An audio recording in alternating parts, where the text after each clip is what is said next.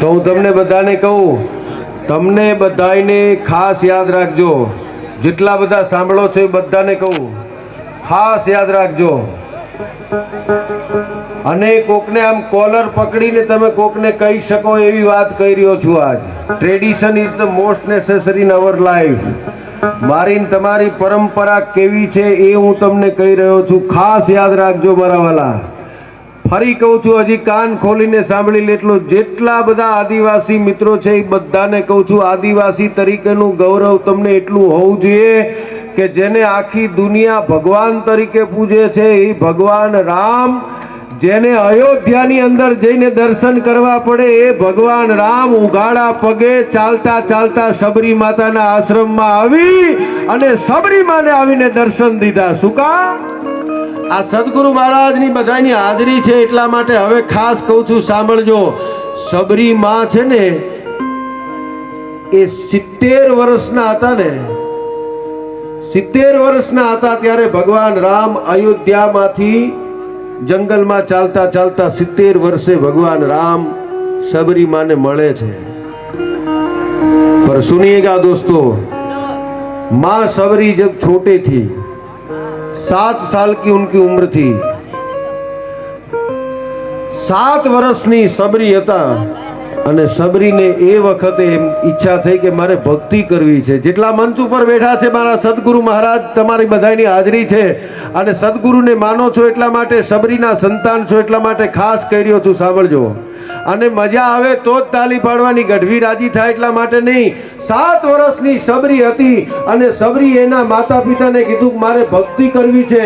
તો કે આપણા સદગુરુ પાસે જા અને સદગુરુ તને જે આદેશ આપે ને એ પ્રમાણે તારે આગળ જે કામ કરવું હોય કરજે. 7 વર્ષની सबरी સદગુરુ પાસે જાય અને સદગુરુ પાસે જઈને 2 હાથ જોડીને પગે લાગીને એટલું કહે છે કે મારે ભગવાનના દર્શન કરવા છે. તમે કઈ જગ્યાએ હું જઉં તો મને મારો ભગવાન મળે. ત્યારે सबरीના સદગુરુએ, માતંગ ઋષિએ सबरीને એટલું કીધું કે બેટા, તારે ભગવાનને મળવું હોય તો તારે ભગવાન સુધી જવાની જરૂર નથી. ઘરમાં બેઠી બેઠી હાથમાં માળા લઈને તારી ભક્તિ વધારી દે એટલે મારો ભગવાન છે એ તને હામા પગલે ચાલતો ચાલતો તારા ઘરે દર્શન દેવા માટે આવશે.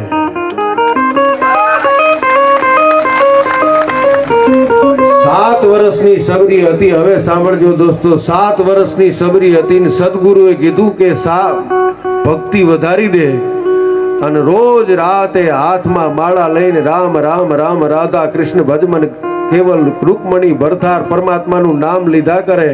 હવે સાંભળજો, सबरी 70 વર્ષની થઈને ત્યારે રામ આવ્યા. મારે વાત એ કેવી છે, થોડા સીધા બેસો, ટટ્ટાર બેસો, ટાઈટ બેઠો.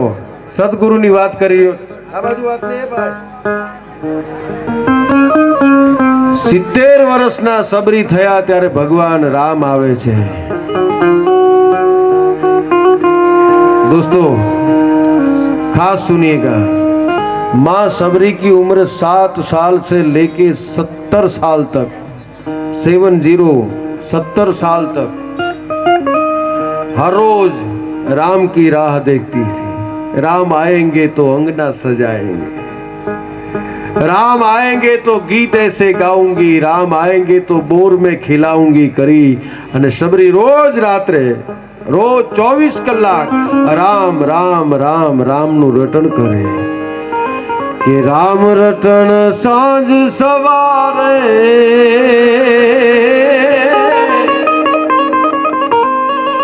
અરે બીક પછી કોની અમારે. આ રામ રટણ સાંજ સવારે, એ બીક પછી કોની અમારે. રામ રામ રામ રામ રામ રામ રામ નું રટણ કરે અને 70 વર્ષના सबरी થયા. હું તમને કહું છું ને, ખાસ સાંભળજો, ખાસ સાંભળજો. શું કામ ખબર? વાતનો મુદ્દો આવે છે એટલા માટે. દોસ્તો આપ બધા સાંભળી રહ્યા છો, સદગુરુ મહારાજની હાજરી છે એટલા માટે કહું છું. 70 વર્ષના सबरी હતા અને ભગવાન રામ આયા ને ત્યારે सबरीની આંખમાં આંસુ આવી ગયા અને બોર ખવડાવતા ખવડાવતા सबरी છે એ રોતા જાય, આંખમાંથી આંસુ પડે છે. એ વખતે લક્ષ્મણ અને રામ બંને બેઠા છે. એમાં લક્ષ્મણજી માં શબરીને એટલું કહે છે કે હે માં શબરી, આ રામ આવ્યા એટલો તમને આનંદ છે? સાંભળજો દોસ્તો, કે રામ આયા એટલે તને એનો આટલો બધો આનંદ છે, અને એટલો આનંદ છે કે તમારી આંખમાંથી આંસુ પડે છે રામ આયા એટલે. અને માં શબરી જવાબ આપે છે કે રામ આવે તો કોને આનંદ ના હોય? જેના ઘરે રામ આવે તો આનંદ કોને ન હોય? મને આનંદ ચોક્કસ છે રામ આયા એનો, પણ હરખના આંસુ આટલા બધા મને શું કામ આવે છે એનું કારણ કહું લક્ષ્મણ. હું 7 વર્ષની હતી ને ત્યારે મારા ગુરુ માતંગ ઋષિએ મને કીધું તું કે ભક્તિ વધારી દે, તારો ભગવાન હામા પગલે ચાલતો ચાલતો તારા ઘરે આવશે. એ રામ આયા એના કરતા મારા સદગુરુએ મને કીધું તું, મારા સદગુરુના શબ્દો સાચા પડ્યા, મારા સદગુરુ સાચા પડ્યા એનો મને વધારે આનંદ છે. એટલા માટે મને આંખોમાંથી આંસુ આવે.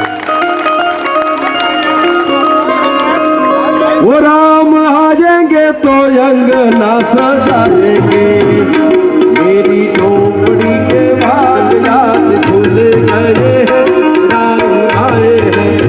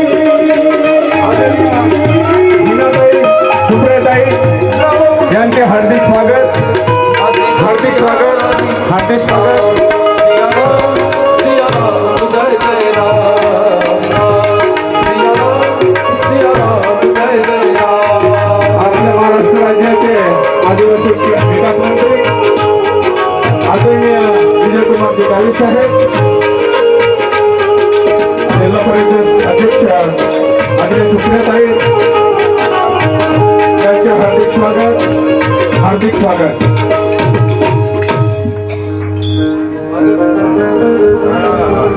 वाह वाह वाह.